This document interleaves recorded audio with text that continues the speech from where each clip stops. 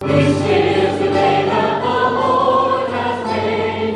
Let us rejoice and be glad. For this is the day that the Lord has made. Hallelujah, hallelujah.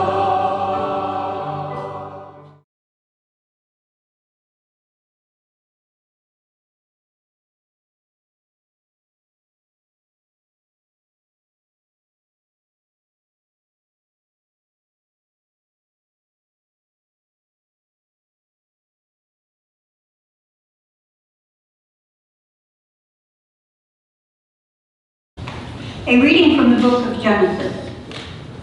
Jacob gave his sons this charge. Since I am about to be taken to my people, bury me with my fathers in the cave that lies in the field of Ephron the Hittite, cave in the field of Machpelah, facing on Mamre, in the land of Canaan, in the field that Abraham brought from Ephron the Hittite, for a burial ground. There, Abraham and his wife Sarah were buried, and so are Isaac and his wife Rebekah. And there too, I buried Leah. The field and the cave in it have been purchased from the Hittites. Now that their father was dead, Joseph's brothers became fearful and thought, suppose Joseph has been nursing a grudge against us, and now plans to pay us back in full for all the wrong we did him. So they approached Joseph and said, before your father died, he gave us these instructions. You shall say to Joseph, Jacob begs you to forgive the criminal wrongdoing of your brothers, who treated you so cruelly. Please, therefore, forgive the crime that we, the servants of your father's God, committed. When they spoke these words to him, Joseph broke down in tears. Then his brothers proceeded to fling themselves down before him and said, let us be your slaves. Have no fear. Can I take the place of God?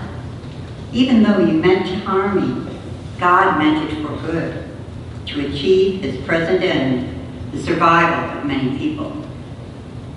Therefore, have no fear. I will provide for you and for your children. By thus speaking kindly to them, he reassured them. Joseph remained in Egypt, together with his father's family. He lived 110 years. He saw Ephraim's children, his third generation. And the children of Manasseh, son of Machir, were also born on Joseph's knees. Jesus said to his brother, I am about to die. God will surely take care of you and lead you out of this land to the land that he promised on oath to Abraham, Isaac, and Jacob.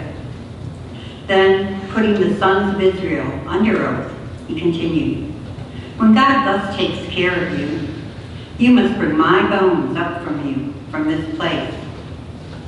Joseph died at the age of 110. The word of the Lord. Thanks be to God.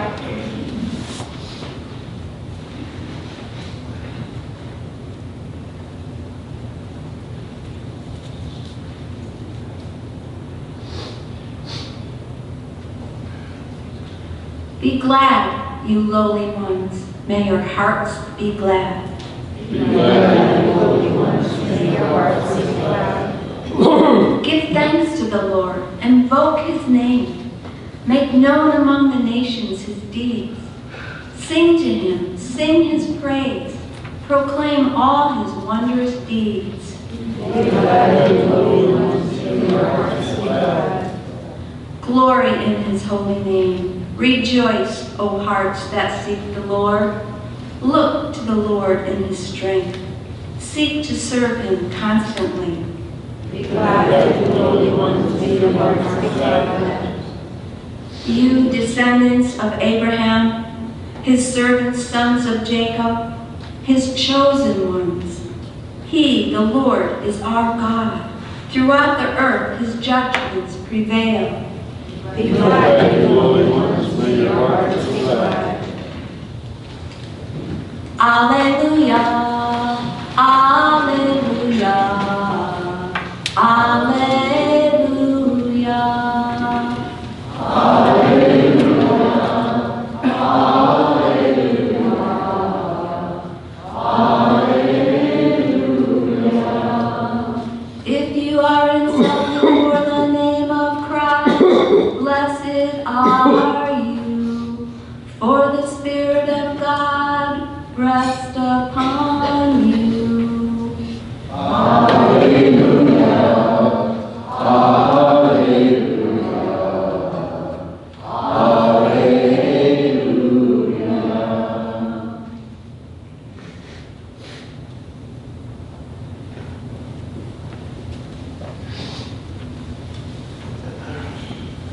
The Lord be with you.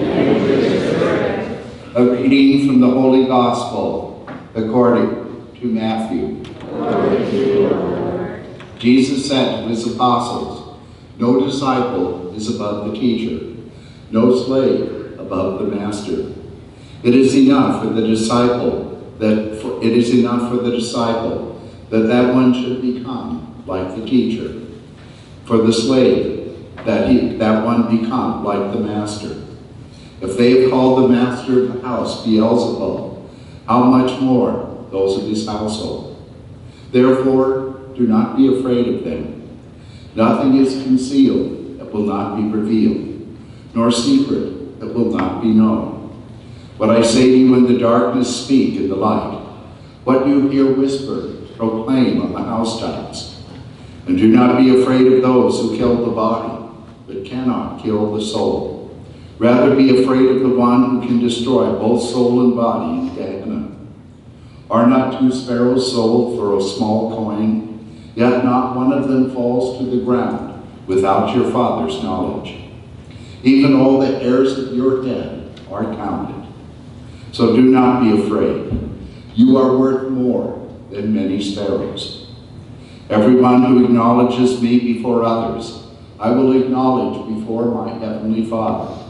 But whoever denies me before others, I will deny before my heavenly Father." The Gospel of the Lord. Praise to you, Lord Jesus Christ.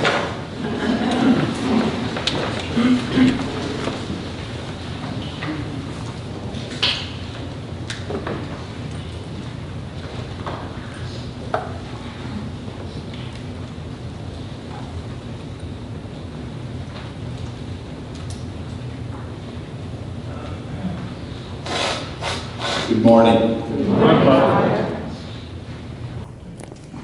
Well, I've always loved this final story of the encounter of Joseph with his brothers, because I think in many ways it images our relationship to God's forgiveness.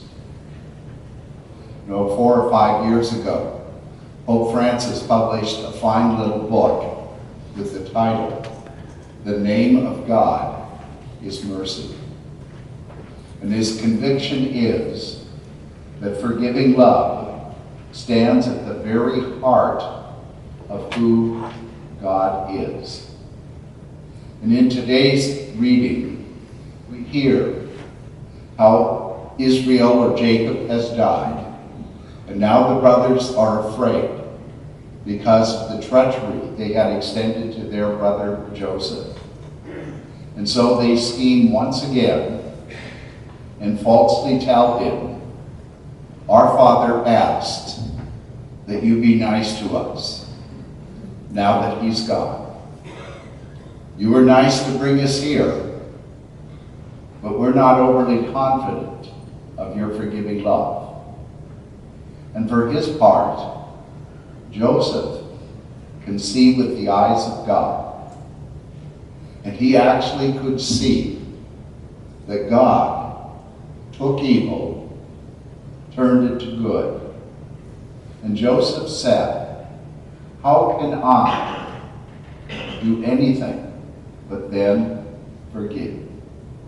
And he assures his brothers of their forgiveness. Now, through the years, as a priest, at reconciliation, I can't tell you the number of times that I have had to listen to people repeat their sins because they don't trust they've been forgiven. They don't trust they've been forgiven. And I was in that boat myself for many, many years. And I have learned over the years that God does not sit on the heavenly throne and say, "Oh, here you are again, 3 weeks in a row with the same thing." No. God forgives and lets it go. We're the ones who tend to be the right. we're the ones who tend to wonder, does God truly forgive? We have a lesson in Joseph, who forgave his brothers a very deep, serious crime. And God forgives everything, every sin, no matter how small or how big, no matter how often or frequent.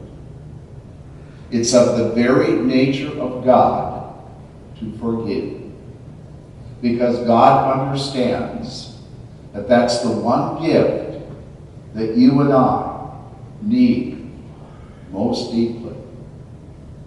And for myself, the only way I have learned to develop confidence in God's forgiving love is to simply lay claim to it and say, Marlon John, you confess that. It's done. It's over. You have been forgiven. Claim it and move on. It's not an easy thing to do. You know, if I'm just mildly irritated with you, well, that's okay. But if something big, it's much harder to claim it and move on.